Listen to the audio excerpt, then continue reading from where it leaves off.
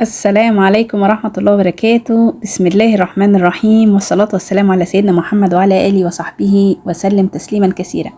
ازيكم عاملين ايه؟ ان شاء الله تكونوا جميعا بخير. النهاردة هنعمل مع بعض شيش طاووق، هنعمله بشكل مختلف او بطريقة مختلفة، وبرضه هنقدمه بشكل مختلف. العادي ان احنا شيش طاووق بنعمله في اسياخ وبنشويه، او بنقدمه سندوتشات، او بنعمله في سندوتشات. النهارده هنعمله بشكل مختلف مع بعض. نبدأ نشوف ايه المكونات بتاعته. معانا كمية من وراك الفراخ المخلية، واللي بقطعها حسب الحجم اللي انا عايزاه، او صدور الفراخ. يعني بيتعمل بالاتنين شغال، مفيش مشكلة، لكن انا بفضله بصراحة بوراك الفراخ، بتكون طرية كده وجوسي مبتنشفش. لكن في ناس بتحب صدور الفراخ، نعمله برضو بصدور الفراخ، وممكن نعمل الاتنين مع بعض علشان اللي بيحب الصدور ياكل واللي بيحب الوراك ياكل. معايا بقى كمية من الزيت، ومعايا معلقتين كبار من مستردة، معلقة كبيرة او معلقتين صلصة طماطم. طبعا بيبقى حسب الكمية اللي انا هعملها. انا عاملة هنا حوالي معلقة كبيرة صلصة طماطم، ومعايا معلقتين كبار مليانين زبادي. يعني ممكن يبقى علبة الزبادي الصغيرة دي. حطيت الزيت حوالي ربع كوباية زيت، ومعايا ليمونة او نص ليمونة هعصرها برضو على المكونات. معايا البهارات بتاعتي بقى: نص معلقة كبيرة توم باودر، نص معلقة كبيرة بصل باودر، ونص معلقة كبيرة كزبرة ناشفة، وفلفل اسود. ولو في طبعا متوفر اللي هي بهارات الفراخ او السبع بهارات، بحط برضو نص معلقة كبيرة. عصرت الليمون بتاعي وحطيت كل المكونات على بعض، وهقلبها كويس جدا لحد ما تختلط، واتبل فيها الشيش طاووق. ممكن اتبل الشيش طاووق من قبل بليله، وممكن من الصبح لو في اليوم اللي انا هعمله فيه، وممكن قبلها بساعتين او 3، وممكن لو انا مستعجله بصراحه بعمله على طول، بيبقى طعمه جميل جدا. بس يعني الافضل كل ما يقعد في التتبيله كل ما بيكون كويس طبعا. انا زي ما قلت النهارده مش هعمله في اسياخ، ومش يعني العادي ان احنا بنعمله في اسياخ، سواء الخشبيه اللي احنا عارفينها دي الاستخدام المره، او بنعمله في الاسياخ اللي هي بتاع الشوي. لكن انا النهارده هعمله على طول كده في صينيه، مش هعمله في اسياخ. هعمله على البوتاجاز من فوق، وبعدين ادخله الفرن. ممكن ادخله الفرن من الاول، يعني ياخد غلوتين كده على البوتاجاز وادخله الفرن، لكن انا بعمله علشان بحط المكونات بتاعته على مراحل. هعمله الاول شويه على البوتاجاز. طريقه ان انا بعمله في الصينيه دي بصراحه اسرع من اني اقعد اسيخه. طبعا بيبقى مفضل لدى الاطفال يعني انه يتسيخ، لكن بصراحه للي مستعجل وبتدي طعم تاني. على فكره كل حاجه بيبقى لها طعم، يعني اللي في الاسياخ بيبقى له طعم، واللي في الصينيه بيبقى له طعم. فانا طبعا للي مستعجل، بتاع الاسياخ ده بتاع الصينيه طعم مختلف وطعمه حلو جدا وسريع بصراحه، انجاز يعني. معايا طبعا هنا مكعبات جزر، ومعايا يعني قطع جزر دواير اقصد سميكه شويه، ومكعبات بصل كبيره، وفلفل الوان ممكن احمر واصفر واخضر. ومعانا طماطم مكعبات بس مخليه من قلبها، مش بنحط قلبها علشان انا مش عايزه الصوص بتاعها، يعني لحم الطماطم بس. حطيت بقى حوالي معلقتين كده من الزيت في طاسه، ومعلقه سمن بلدي يسخنوا كويس جدا، وبعدين انزل عليهم بقطع الشيش طاووق.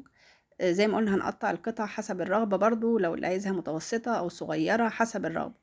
انا بحط الشيش طاووق ياخد صدمة، مش عايزاه ينزل ميته، يعني هحط على قد الصينية ما هتستوعب معايا، واستنى لما ياخد لون من تحت، وبعدين ابتدي اقلبه. ما اقلبوش على طول غير لما احس ان هو اخد لون من تحت، علشان انا مش عايزاه ينزل ميته معايا. اما احس ان هو ابتدى ياخد لون كده، هبتدي بقى اقلبه واحده واحده بالراحه. الشيش طاووق العادي برضو الناس بتعمله، بنقدمه في سندوتشات، او بنقدمه يعني مع عيش وسلطه طحينه وسلطه زبادي. انا النهارده هقدمه مع مكرونه او مع سباكيتي. على فكره ينفع يتقدم مع الرز الاصفر، ينفع يتقدم مع الرز الابيض، ينفع يتقدم مع المكرونه. يعني في كل الاحوال بيبقى طعمه وينفع برضو يتعمل سندوتشات. اللي احنا بنعمله ده برضو ينفع يتعمل سندوتشات، اي حاجه بيمشي معاها وبيبقى جميل ما شاء الله. كده انا بعد ما قلبته بقى تقلبتين، بعد ما اخد الصدمه وقلبته شويه كده، ابتدي انزل بالبصل وبالجزر، لان دول اكتر حاجه بتاخد وقت. يعني ابدا بالجزر الاول، انا نسيت يمكن هنا وبدات بالبصل، لكن الطبيعي ان انا انزل بالجزر لانه اكتر حاجه هتاخد سوا شويه، واقلبه تقلبتين وبعدين انزل بالبصل. ولو نزلت معاهم يعني نزلوا مع بعض مفيش مشكله، يعني ما حصلش حاجه.